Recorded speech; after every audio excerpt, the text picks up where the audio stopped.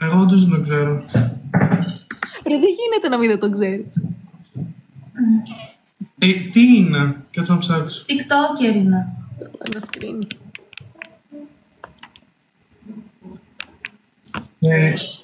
Για μετά.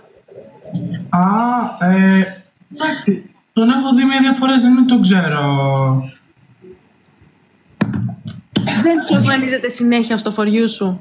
Να σου πω την αλήθεια, όχι. Είμαι σίγουρος ότι τώρα που το συζητήσαμε θα με εμφανιστεί σήμερα. Είμαι σίγουρος.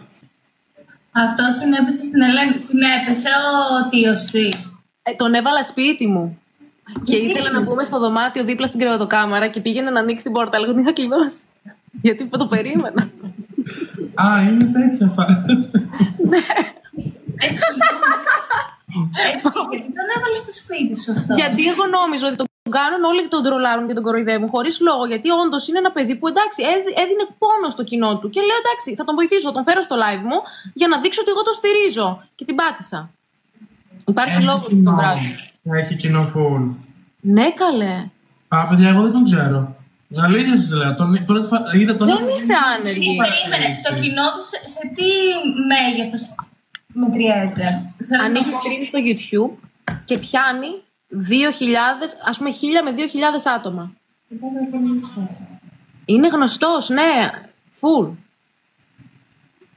Καλά, μόνο που τον αναφέρεις τώρα στην τερέλα μπορεί και να χοροπηδάει πάνω κάτω που το είδες στην ύπαρξή του, να ξέρεις.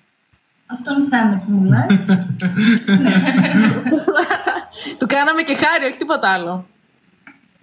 Πάμε, παιδιά, πάμε. Όχι, δεν είναι άνεργα τα παιδιά δίπλα, δεν έχουν ιδέα.